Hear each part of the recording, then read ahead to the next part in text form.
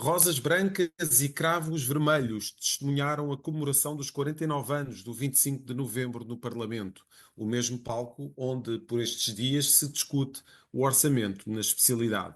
Agora é que o almirante Henrique Gouveia Melo deverá mesmo avançar para Belém. Silêncio total de Marcelo e de Montenegro e provável tiro de partida para que comece a cair o dominó presidencial. Estes e outros temas estarão em análise no episódio 159 de Maquiavel para Principiantes, um podcast do Jornal Económico da autoria do especialista em comunicação, Rui Calafate. Olá, Rui, muito bom dia. Estamos a gravar a uma terça-feira e antes de irmos a essa análise da comemoração do 25 de novembro e também aos temas presidenciais, queres falar aqui do quem dá mais ao nível das pensões? Olá, bom dia. Bom dia e hoje estamos a gravar terça-feira, porque ontem não pude e pedi-te aqui esse especial favor não gravarmos à segunda por conta era a gala dos 3 anos da CNN e portanto não tive mesmo tempo para estar convosco. Eu na semana passada não pude estar, não tinha possibilidades também de estar e portanto voltamos esta semana. Bem, sobre a questão do orçamento é simples. Que estamos agora a acabar a fase da especialidade, sobre a especialidade termina esta semana, a única coisa que sobra é de facto a questão das pensões, onde o PS vai tentar continuar a agradar ao seu segmento eleitoral preferido, entre aspas, porque é aquele que vota habitualmente forte no PS, e desta feita com o apoio do Chega, que, mais uma vez, ao fim e ao cabo, estão a viabilizar ambos. Eu não gosto da expressão coligação negativa, porque a coligação negativa é uma narrativa de quem está no poder quando os partidos apresentam propostas contra aquilo que entendem, conseguindo viabilizar assim no Parlamento. É o caso se passa nestas propostas do PS e do Chega. A verdade é esta, eu acho, como eu costumo dizer, todas as propostas são boas desde que sejam boas para as pessoas. E esta proposta é boa para as pessoas. Tem custos? Sim. Vai ser mais de 265 milhões, mas está perfeitamente dentro da folga orçamental prevista pelo Governo, até porque os números da União Europeia que vieram são um bocadinho mais ambiciosos do que o orçamento de Estado apresentado pelo Governo português. O Portanto, tal até fala do impacto irrelevante, não é, Rui? irrelevante, exatamente. Ontem saiu essa notícia e, portanto, o impacto é irrelevante neste orçamento de Estado e, portanto, claro que depois nos posteriores isto é um custo fixo, Fixo, exatamente. acima de 65 milhões. Não é como o governo queria injetar apoios avulsos, sem calendarização, sem saber quando, um bocadinho quase à vontade do freguês, quando tivesse ali um momento de fragilidade política, se calhar toma lá um apoio aqui para os idosos. À la carte. Agora o que Pois é fica lá. na fotografia agora o que fica na fotografia é ver como é que o governo se descose de eu não estou a ver o governo face à narrativa da reconciliação com reformados e pensionistas agora chumbar ou máximo tem que se abster, pode não votar ao lado do PS e não votar ao lado do Chega, mas não estou a ver o governo a votar contra, porque isso seria todos os dois partidos maiores da oposição dizer aos meus amigos, então, estes senhores estão contra os pensionistas e reformados, quando na, Assembleia, quando na campanha eleitoral para eleger os deputados para a Assembleia da República, andaram a dizer que queriam fazer uma reconciliação com vocês. Portanto, este é o lado que vai ser o único lado agora que sobra destas gigajogas da política nacional, é o tempo que falta, portanto acho que há outros assuntos, as pessoas já estavam um bocadinho cansadas de falar de orçamento de Estado, confesso. E vai-se o Orçamento de Estado, voltam as presidenciais, de tempos a tempos temos novos nomes a borbulhar, mas não é o caso. Gouveia Mel tem sido um tema recorrente neste Maquiavel para principiantes, desde quase que a candidatura é um embrião, digamos, Rui. Mas de facto parece que se está a definir aqui com a recusa do Almirante em continuar como chefe de Estado-Maior da Armada, se está-se a definir aqui realmente uma candidatura, talvez para março. Olha, deixa-me dizer só primeiro que há aqui eu não falei nos temas que programámos, mas foi de ontem, apenas uma pequena nota porque tem a ver com a parte das presidenciais. Onde saiu uma sondagem do DN e da Aximage, onde pela primeira vez, e é importante realçar isto, e que tem a ver com a passagem desta questão do governo para as presidenciais, ao fim de 3 meses, Marcelo volta a ter mais confiança dos portugueses do que Luís Montenegro. Os últimos 3 meses era Luís Montenegro que tinha mais confiança. Isso, penso eu, que deriva do facto da questão do INEM e da Certo. questão dos mortos do INEM, em que de facto esse foi ali um momento mau do governo, vai também, mas sobretudo as mortes do INEM e que baixaram um pouco, portanto houve um impacto forte na imagem do governo, e isso, como eu tinha dito em televisão e precisávamos de ver nas sondagens, que efeito é que isso ia ter na parte da confiança dos portugueses e veio a ver-se neste momento que isso teve impacto. Quanto às presidenciais, vamos ser clarinhos. Eu, quando aqui, desde o início, vos disse há muito tempo que ia aflorando esse assunto, que o Henrique Gouveia e Mel seria um candidato presidencial, e é importante que eu mais uma vez volto a dizer, Henrique Gouveia e Mel tem o mesmo direito a ser candidato como tu ou eu, se nos entendermos e tivermos assinaturas e as recolherem, e segundo, nunca disse que Gouveia e Mel, em algum momento, que não teria hipótese de ser candidato presidencial, pelo contrário, acho que é um candidato forte, até face à fraqueza do que está em cima da mesa, tanto do Uhum. PS, oriundo da família do PS, como oriundo da família PSD. Ora bem, porquê é que eu estava a aflorar isso? Porque eu sei daquilo que estou a dizer, como vocês já sabem, quem me acompanha, sei habitualmente, tenho um bocadinho mais de informações, a minha vida é lidar com decisores, não só da política, mas com a parte empresarial. E, portanto, logo poucos meses após o sucesso da operação de logística com as vacinas desencadeado comandado por Henrique Gouveia e Melo, e que eu chamo sempre a atenção, o seu sucessor, que também é militar, está a fazer o mesmo que ele, o problema é que não dá entrevista, senão se calhar também era candidato presidencial. Uh, Henrique Gouveia e Melo, poucos meses depois teve reuniões com empresários, teve almoços com empresários, empresários, meus amigos.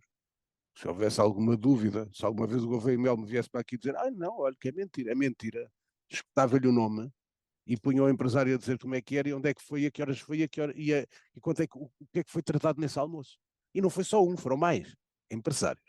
Sabendo eu que está a movimentar e que, por exemplo, podem, não vou dizer os nomes, vou só dizer as áreas, tem dois importantes autarcas do PSD que estão com Gouveia e Melo.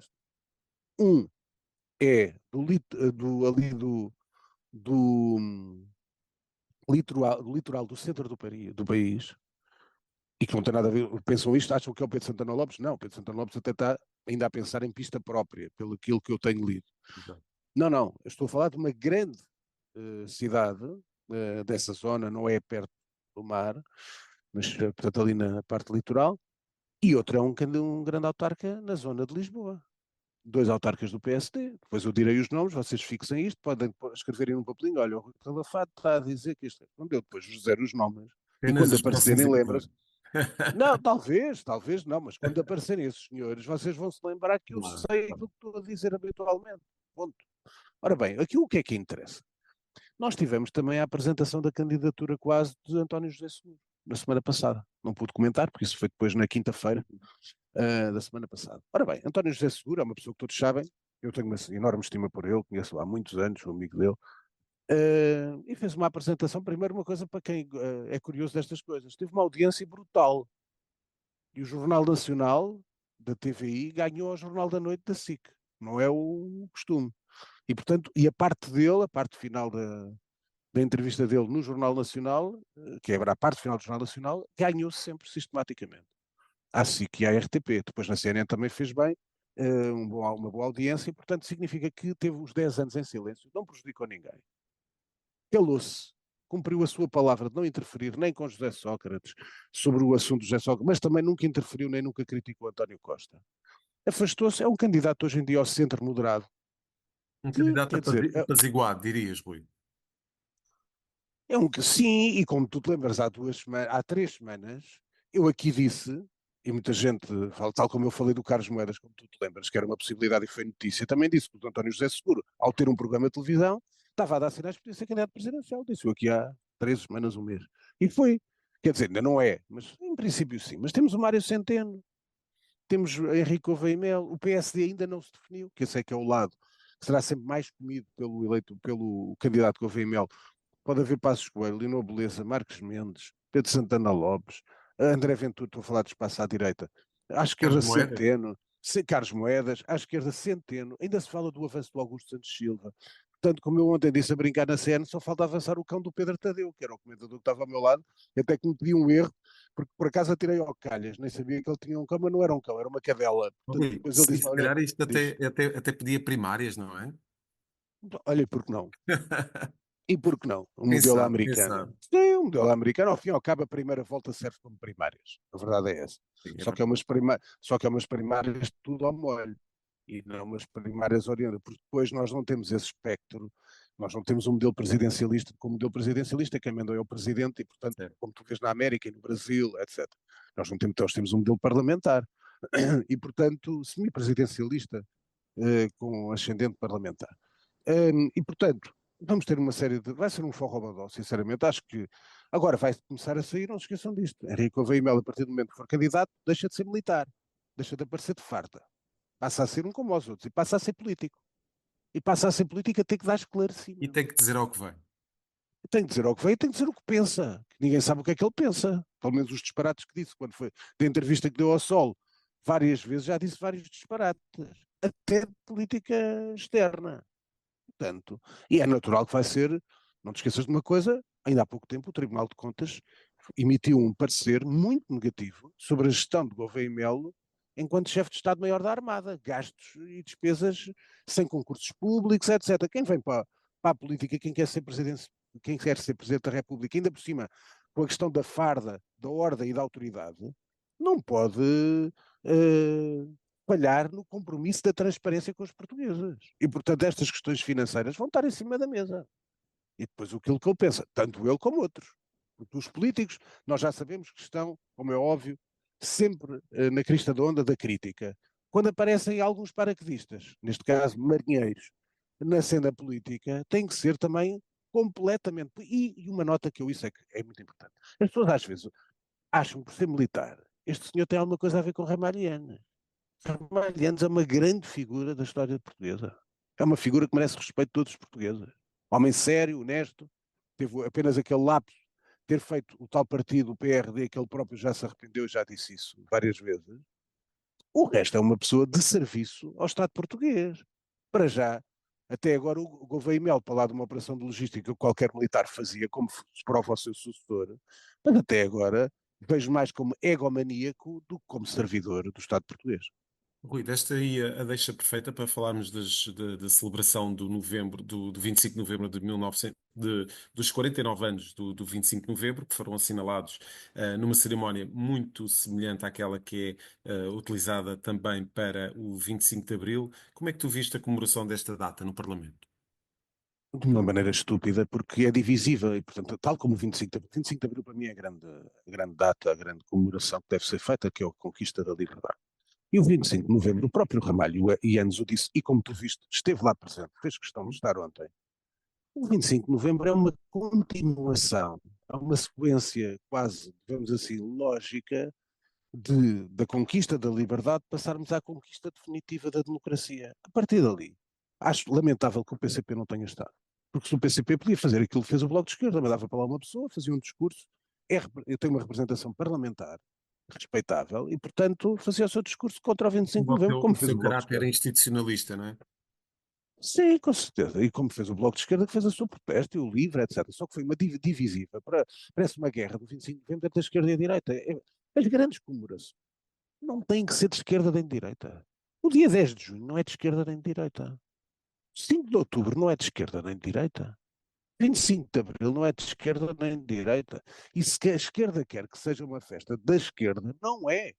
É uma festa de todos os portugueses. E o 25 de novembro é a mesma coisa. Portanto, eu confesso sinceramente, vamos ter todos os anos esta sessão comemorativa com este tipo de espetáculos, com a esquerda a dizer mal do 25 de novembro, e a dizer que o 25 de abril é que é. E a direita a dizer que o 25 de novembro é mais importante quase que o 25 de abril, como alguns querem fazer crer, e que não é verdade, acho que é lamentável, sinceramente. Acho que no próximo ano fazia todo o sentido, 50 faria anos. todo o sentido, para o ano que vem, 50 anos de 25 de novembro, fazer uma grande celebração, uma grande homenagem a todos os protagonistas, Pires Veloso, Jaime Neves, Ramalhianos, todos os outros, Mel Antunes, toda essa gente ser devidamente comemorada e a sociedade civil portuguesa estar grata a esse trabalho que é o prolongamento. Tivemos a liberdade, vamos ter a democracia. O resto acho show-off e guerras perfeitamente alegria da major. Rui, a política madeirense, portanto, prepara-se para a discussão de uma moção de censura. O que é que poderá vir aí? Poderá vir aí, sobretudo aquilo que me parece, é que o PSD Madeira precisa de alguém, como disse Alberto João Jardim, e bem, que não seja nem do grupo do Miguel Albuquerque, nem do grupo do Manuel António Correia. Alguém que seja um tipo sério, não tenha nenhum processo, porque aqui é incontornável, tem que se falar isto.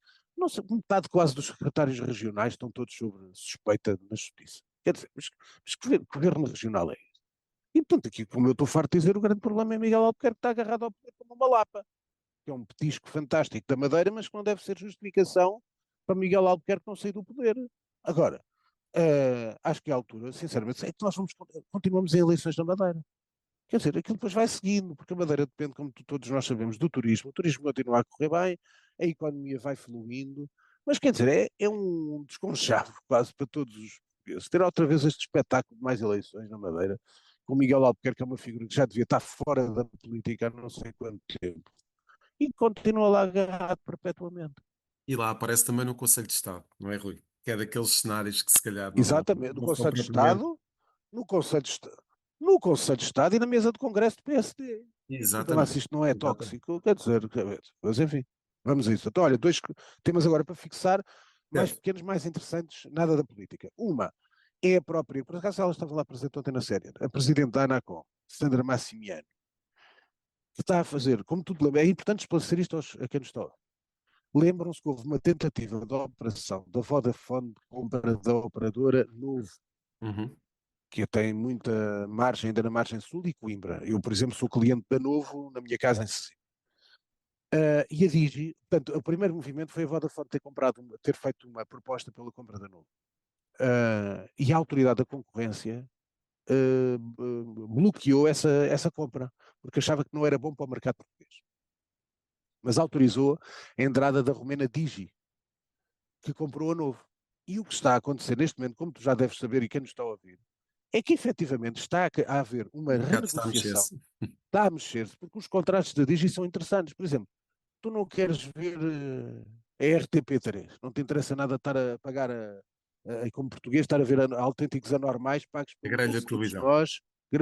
E, portanto, podes negociar até os canais para depois moldar o teu pacote consoante os canais que queres ver. É pá, olha, eu só quero ver os de cinema, os de série e a CNN. Se calhar é mais barato do que dizer eu quero um pacote global.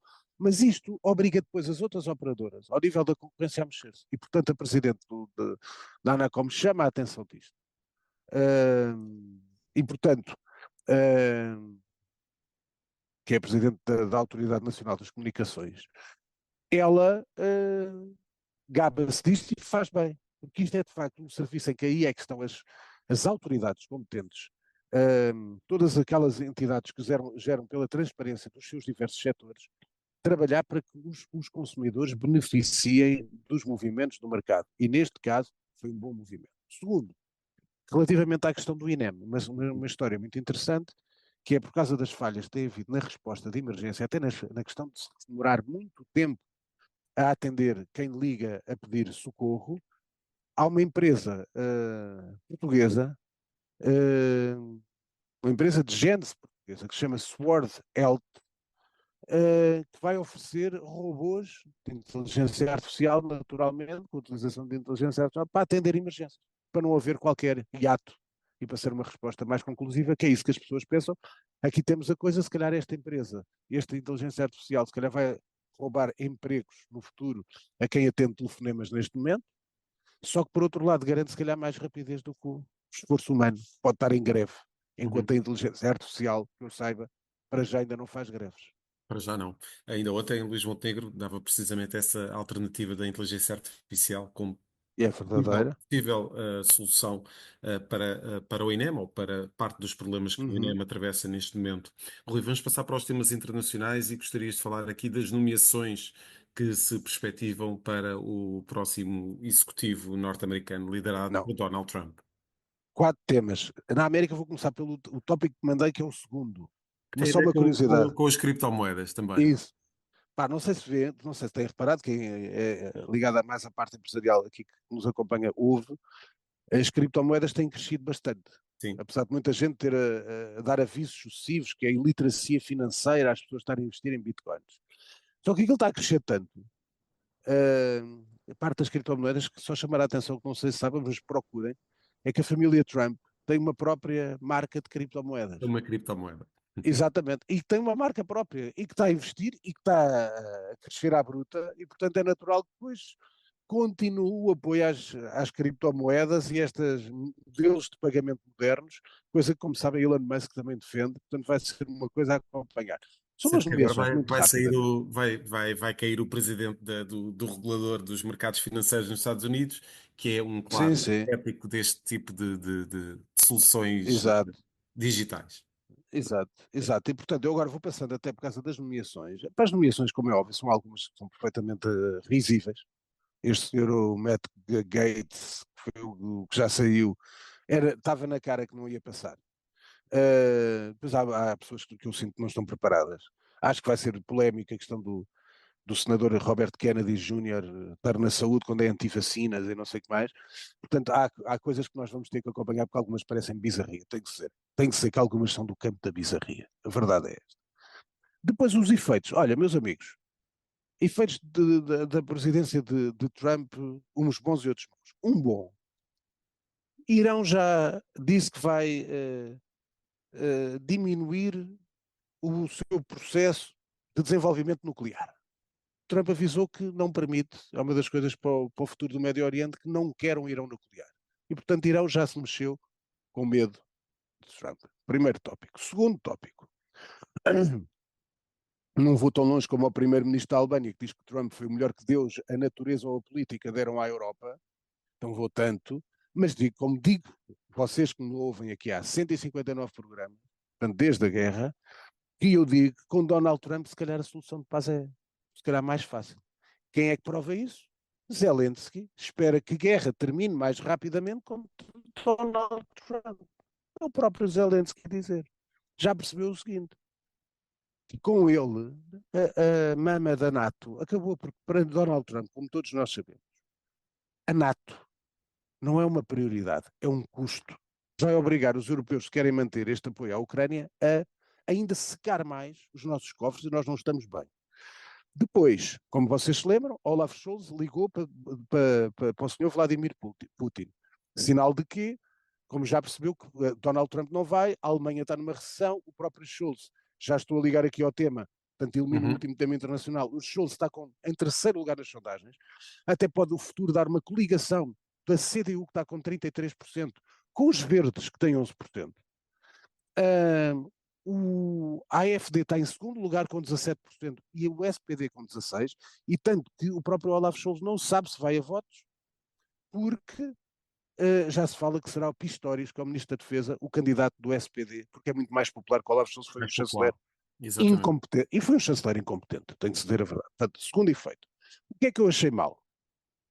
É assim, nós estamos numa fase de transição americana. A pergunta que que eu deixo para a vossa reflexão é assim: Joe Biden teve sempre a apoiar o presidente ucraniano. Foi a sua opção e fez aquilo dentro da sua consciência. Porquê é que não autorizou os mísseis balísticos de longo alcance há mais tempo? E só agora, depois de Donald Trump ter ganho as eleições americanas, é que autoriza os mísseis balísticos de longo alcance para atacar a Rússia? Desculpa lá, isto não é mísseis balísticos contra a Rússia. Isto é um míssil balístico contra Donald Trump, porque vai baralhar o processo. A verdade é esta. Nós já estamos a entender todos. E a Ucrânia vai ser retalhada. Perguntas-me, é justo? Não, é um Estado soberano, não devia ter sido invadido. Mas já sabemos que a Crimeia, desde o início, a Crimeia tem que ir para a Rússia. E parte de Donbass. E, portanto, vai ser o Estado da guerra. E se assim não for, a América acaba com a ajuda. Vai ser isto que vai passar. E a América ainda vai poder fazer outra coisa que o Donald Trump vai fazer, que é de poder prometer aos Zelensky, algo que é muito importante, ninguém fala, que é como é que nós vamos reconstruir o país? A Ucrânia precisa de Paga. reparações. Quem é que Com paga isso? certeza. Força. Quem é que paga? Paga a América e os empresários amigos de Donald Trump. É o que ele vai pôr em cima da mesa. Querem escrever isto com muito tempo de antecedência. Estou eu aqui a dizer. Portanto, quem é que vai reconstruir pontes, estradas, infraestruturas, até de habitação, etc. A América depois diz ao meu amigo, olha, vamos fazer aqui um acordo, pá, vais cortar aqui na Crimeia, porque a Crimeia 70% das pessoas são russas. E no último referendo, não foi referendo fantoche nenhum, o povo da Crimeia queria ligação à Rússia. Aqui no Donbass há partes que são russas. Vamos cortar aqui, mas olha, acaba o apoio para a guerra, acabam mísseis, nós não damos nada para a guerra, mas vamos dar para a reconstrução de um país. E o presidente vai dizer quem é que vai ficar em causa? Isso vamos ter. É que depois qualquer dia vai haver eleições na Ucrânia. Terá, Como terá, terá que haver um ninguém, dia, não é? é que ninguém fala disto? Que é, desculpa lá, e os ucranianos estão satisfeitos com a continuação da guerra? Têm Zelensky como herói? Vão votar nele? Ou não? É que ninguém fala disto. Ungiram Zelensky é uma criatura celeste. A gente não sabe como é que é. Nós não ouvimos o povo ucraniano. Não há reportagens com o povo ucraniano. Já repararam? Não há com os russos. Mas não há com o ucraniano. Houve na altura da guerra, quando começaram os bombardeamentos. Até vários jornalistas portugueses lá tiveram e fizeram. Também só ouviu a voz do povo ucraniano. Portanto, isto são os efeitos, vamos ver. Posso estar completamente errado, mas geralmente eu costumo acertar. Tal como acertei que, como todos se lembram, que o Donald Trump ia ser presidente dos Estados Unidos, há meses que eu digo, e portanto foi. Relativamente, para terminar, só uma nota, Espanha. Espanha. Dois casos. Primeiro, corrupção total. O comissionista Vítor de Aldama foi perante a Audiência Nacional perante casos de comissões e relações com o governo. Caso de corrupção. Só uma pequena nota. Isto está a ser desde sexta-feira da semana passada. Quinta e sexta. Notícia num jornal português? Zero. Zero. Quero lembrar, lembram-se daquela história que eu contei há muito tempo, da questão da imigração da Giorgia Meloni, de tentar impor os imigrantes na Albânia e pagar por isso e não sei o quê? Em Portugal, uma notícia no público, miserável, miserável no sentido também. 4 dias depois, 2 semanas e meia depois, na semana passada, capa do Diário de Notícias, como se aquilo fosse uma notícia do caraças. Portanto, eu aconselhava as pessoas a lerem jornais estrangeiros. Estou farto de dizer isso. Sobre outros temas, não é sobre Portugal leiam os nossos, mas sobre temas internacionais, leiam os jornais estrangeiros. Então chegam sempre atrasados, aqui em Portugal. Portanto, uma pequena nota. Sobre Espanha, a parte, primeiro, de lado da questão da corrupção, segundo, duas notas muito interessantes. O rei de Espanha, como é natural, voltou como herói, foi aplaudido, ninguém o questionou, porque ali é, como se parou, uma questão era a questão dali das pessoas estarem tristes com o que estava a acontecer e da falta de resposta do presidente da Comunidade Valenciana e do governo. E, portanto, o rei comeu por tabela, digamos assim, voltou como herói e as pessoas perceberam que ele foi um homem honrado e foi tentar manter a solidariedade com aquele povo que passou por uma enorme tragédia e que esteve lá no momento certo e não fugiu a 7 pés como o presidente e o outro presidente da Comunidade Valenciana que estava com uma jornalista que teve a comer durante 5 horas quase. Mas com uma nota, esse Carlos Mazón, agora, para a reconstrução das áreas massacradas na zona de Valência, quem é que escolhe? Epá, olha, parece que veio a Portugal aqui inspirar-se. Escolheu um tenente-general do Exército, o Mais senhor um militar. Francisco, senhor Francisco Gano Pampoles, que eu tenho aqui uma certeza, é que se não houvesse monarquia, se isto corresse bem daqui a uns dias era candidato a Presidente da República. Isso. Portanto, estás a ver, quando os militares é para cumprir o seu dever e voltar aos quartéis. Ponto final. Ou ele depois tem direito. Ah, sim, senhora, tem direito, é português. Então, mas já não é militar. É político. A partir do momento em que é candidato presidencial, não é militar. Foi como Ramalhianes. Ramalhianes foi um grande militar. A partir do momento em que foi candidato presidencial e foi presidente da República, fez campanha, ainda me lembro dele. Há uma foto espetacular dele, sem farda, em cima de um carro, com as pessoas a bater palmas e com os cartazes do Ianes, e ele, mãos na cintura, magro, austero como ele era, mas já sem farda, já era um político. E, portanto, isto acabou esta conversa dos militares, mas em Espanha, portanto, também caíram nesta conversa dos militares, o que é curioso. Quanto às sugestões, vamos lá avançar, que já vamos aqui Das quase com 30 questões. minutos. Sim. Eu tenho bastantes, porque foram aqui 3 semanas com coisa. Portanto, Acumulaste, foste acumulando. acumulei bastante. Ora bem, várias séries que eu vos chamo a atenção. Uma série do Thomas Wittenberg, dinamarquesa, está no TV Cine, que se chama Families Like Ours. Recomendo. Segunda, só vi o primeiro episódio, não vi ontem por chegar tarde da casa, ainda não vi, vai ser hoje o meu, a seguir ao Sporting, é aquilo que eu vou ver. O primeiro episódio do Dune Prophecy é absolutamente genial. É mais sobre a trama das Bene Gesserit, mas quem gosta do universo do Frank Herbert, e estas são baseadas mais nos livros do filho do Frank Herbert, mas a série é fabulosa. O primeiro episódio é genial. Eu adorei aquilo. Portanto, estou com grande fã no segundo. Isto na Max, no HBO Max. Primeiro episódio, também só vindo o primeiro episódio da segunda temporada, isto na Apple TV, de uma série que se chama O Silo, também é de ficção científica, é magnífica, com a Rebecca Ferguson como atriz principal, magnífico. Depois, na Disney, meus amigos, 3 séries. Isto, portanto, estou a ver isto há 3 semanas, como eu não estive em cima só este fim de semana. No outro estive cá, tenho mais tempo, não saio, estou bem. Disney recomendo-vos 3 séries. Uma sobre boxe que se chama A Máquina, que é com o Gael Garcia Bernal, portanto, uma série espetacular de boxe na Disney Plus. Outra série ligada ao desporto, mas aquelas histórias reais, mas com atores, que é o American Sports Story, a história do Aaron Hernandez, que foi um jogador de futebol americano, uma história do caraças. Vejam. Depois, brasileira, uma série de 4 episódios, com a dinâmica, com a linguagem do Brasil, a Juliana Paz a fazer de má zona, portanto, ela que é, desculpem o termo, boa zona, passa a má zona. A Juliana Paz, a série chama-se Vidas Bandidas, 4 episódios, epá, vejam lá isso, vão gostar bastante, está no Disney Plus. Filmin, segunda época, é uma série policial que ganhou o prémio para melhor ator do BAFTA, foi considerada a melhor série da ITV depois do Broadchurch e que teve maior sucesso da audiência, chama-se Manhunt, e é baseado, com grandes atores ingleses, mas com casos reais, contado pelo detetive, portanto, escreveu os livros sobre estes casos. Recomendo vivamente isto, que é uma coisa à inglesa espetacular. A série que eu aguardo estreia-se agora em breve, tenho muita curiosidade de ver em série, é a série do Ayrton Senna. Senna que é na Netflix, estreia-se ao sexta ou segunda-feira, o que é agora não tenho a certeza, e portanto tenho grande curiosidade porque é com atores, portanto não é nenhuma coisa de comentário, portanto vamos ver. E agora vamos aos livros, portanto, série já tem o papo cheio, Sim, sim. bom, quem quer ir à Cinemateca este mês, epá, a programação da Cinemateca a mim tem-me desagradado bastante nos últimos meses.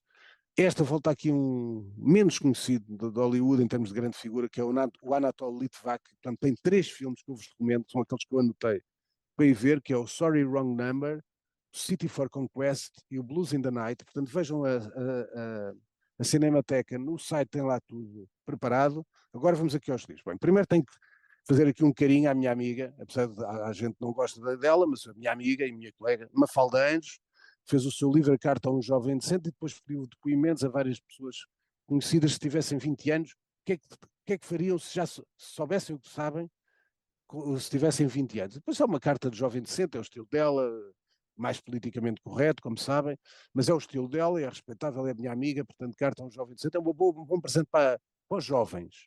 Portanto, isso aí deixo-vos essa sugestão. Depois, sabem que eu gosto muito de policiais, meus amigos. Isto eu ainda vou escrever mesmo só sobre nas redes sociais. Este livro é o 8º deste dupla, que é o Jorten Rosenfeld, que criou uma figura perfeitamente horrível, que é o Sebastian Bergman, que é psicólogo e formador é um profiler, e vai no 8º, mas o 8º livro é assim, é que tem que ler desde o primeiro, porque é evolução de todas as personagens, da filha, das amantes, etc, etc. Isto é um policial absolutamente fabuloso. É o peso da culpa. A editora é a Suma, é o 8º. Quem não conhece o Jorten Rosenfeld, comece desde o primeiro, veja com calma. Eu agora, quando tiver para aí uns 70 anos, vou ver todos de seguida, outra vez, quando me esquecer. Mas o 8º é fabuloso e, mais uma vez, tudo em aberto para vir o nono, porque está tudo em aberto para o nono. Este livro é fabuloso, porque é assim, a gente está ali, parece que vai terminar, tal. Há sempre aqui uma série de linhas, não é uma de narrativa, são várias, dá para sequência, portanto o nono vai ser bom de certeza, como sempre. Depois os 3 que li este fim de semana, eu digo sinceramente, há livros com um tipo, são de facto, este foi o vencedor, este ainda não acabei, este foi o vencedor do vencedor do Booker Prize de 2023. Irlanda, Paul Lynch, A Canção do Profeta. Este é um dos melhores livros do ano. Agora, o que me surpreendeu, este livro, eu não consigo dizer o nome da senhora. A senhora é neerlandesa, portanto, holandesa. Este livro é fabuloso. Digo-vos, isso até já pus, forem às minhas redes sociais, está lá, a capa ajuda. O livro chama-se A Guardiã, é da ASA, e a escritora neerlandesa, holandesa, chama-se, Zé, tenta tu ler, Yael van der Wouden. Mas o Por primeiro mim, nome deve ser por mim, Yael. eu comprava essa É com pronúncia. Y. Eu Isto, comprava. sim, eu não sei. Yael van der Waden, não sei se é assim. E que foi finalista do Booker Prize de 2024. Este livro é visceral. Este livro é fabuloso. Este é um livro genial. É o primeiro livro desta autora. Portanto, é uma coisa marcante. Este livro é muito, muito bom. E por último, este já é aberto a todos. acho que todos devem comprar. O livro é um mimo para quem gosta disto. Chama-se Sonny Boy, é as Memórias do Al Pacino. Saiu na quinta-feira, comprei-o na quinta-feira, já o li, tanto a história dele, da família, como é óbvio, como é que ele começa no teatro, o grande amigo dele que o apoiou, que é o Martin Sheen, toda a gente conhece a série do West Wing e do Apocalipse Now, foi o grande amigo, foi o grande apoio dele, muita gente não sabe disso. Epá, depois toda a história, toda a evolução, como é que ele começa no teatro, com o primeiro prémio no teatro e passa para o cinema, como é que aparece o primeiro agente dele. Pá, para quem gosta de cinema e do Al Pacino, recomendo vividamente, e até um bom presente para os pais. Outro dia uma amiga minha disse-me, agora eu vou comprar isso para o meu pai que é fã do Al Pacino. Pronto, olha, grande ideia. Para terminar, já estamos nos 38 minutos, 40, estamos a acabar, é mesmo isto. Ontem foi o dia da violência, o dia contra a violência nas mulheres. Uhum. Foi, epá, continua a aumentar o número de mulheres assassinadas, um aumento de casos neste ano, não há proteção às mulheres. E hoje, notícia de hoje, uma em cada 5 mulheres em Portugal diz já ter sofrido violência. Isto é a tal coisa que, exatamente como eu digo há muito tempo, é preciso medidas muito mais duras, ter penas pesadíssimas. Quem mete uma mão numa mulher tem que ser sovado judicialmente. Obrigado, Rui. Até para a próxima semana. Fechamos assim uma Cavel para principiantes. Ouça e acompanhe este podcast no Spotify, Google Podcasts e Apple Podcasts. Este é um programa de autoria de Rui Calafato. Conta com a condução de José Carlos Lourinho e o cuidado técnico é do Nuno Braga. A música está a cargo de Casper. Está fechado o manual desta semana.